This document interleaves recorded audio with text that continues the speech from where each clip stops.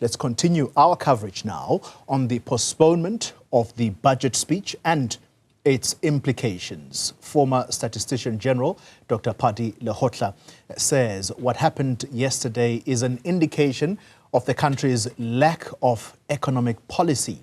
He joins us now to expand on that particular statement. Dr. Lehohla, good evening to you and thank you for your time. The President differs clearly strongly with the criticisms of people such as yourself. He says, to use his words, what happened yesterday will pass.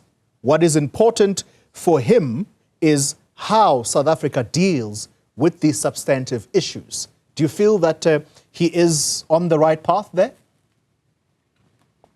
Well, I suppose how we go over these issues means we should have clearer policies that guarantee, at least future-proof, that what will happen when we implement the policies, they will deal with poverty, inequality, and unemployment. What happened yesterday is a clear indication of the uncoordinated, simply impossible policy positions between the government of national unity. It means a failure in terms of policy design, systems thinking, and systems design. Because if that was there was no need to postpone the meeting yesterday. That was so crucial in the agenda of South Africa. The fact of the matter is the thing has been shambolic from the onset. It is only a symptom of that failure. What happened yesterday, it's a failure, it's a sign of a greater malaise in policy designs in South Africa. Yeah. I think if the government took the time to look at the statistician-general report that he released on the 28th of January, we would have known that the situation is so fluid, is so slippery, that whatever policies we had to design and think about should have been informed by that document of income and expenditure survey and those that appeared before it. But we have been ignoring all this all the time. So yesterday was just a culmination of the processes of avoidance of the critical issues of the National Treasury budget. The Minister of Finance statement must be about the impacts of the policies, not the inputs such as how much money we are going to spend and so on. It must be on the impact that poverty in its multidimensional forms, unemployment in all its consequences, using this budget instrument, we will actually achieve the following unemployment levels, we shall achieve the following poverty levels, which this budget will reduce. You don't find that in the budget speech. And to the extent that we don't do that, we can't expect any better. And for the longest time, the Red Book of the Treasury has always talked about GDP growth, debt to GDP ratios, and all those things that are not indicators of the key priorities of dealing with unemployment, poverty, and inequality.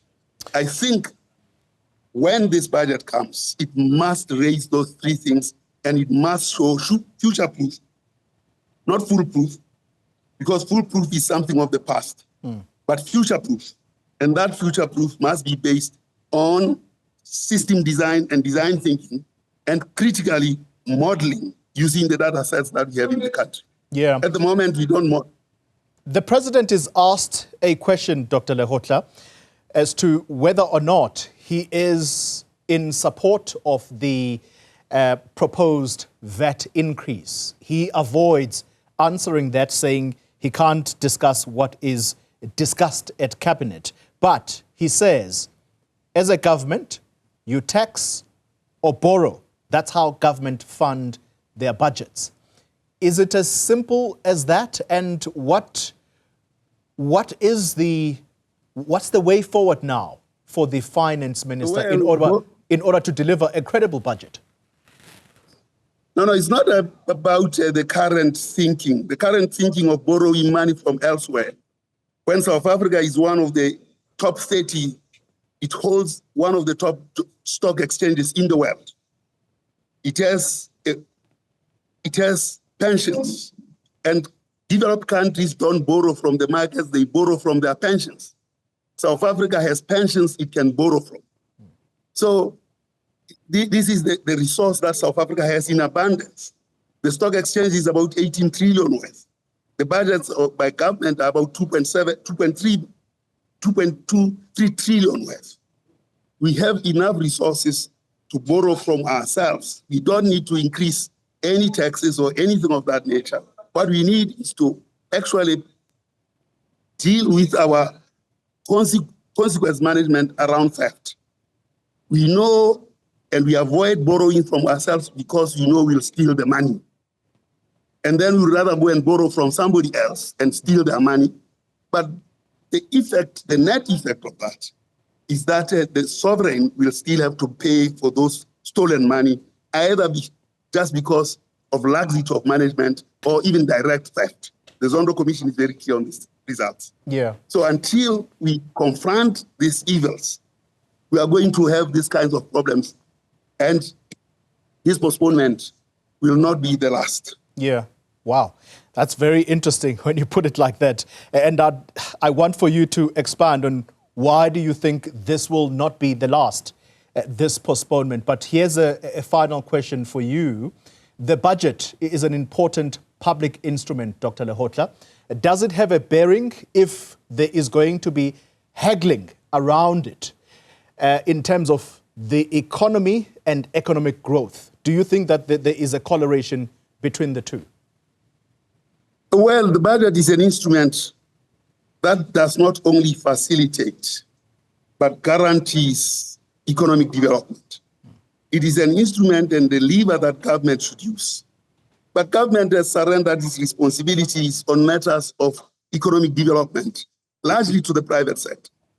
The private sector came to government in 2020 and said, these are the targets we'll achieve.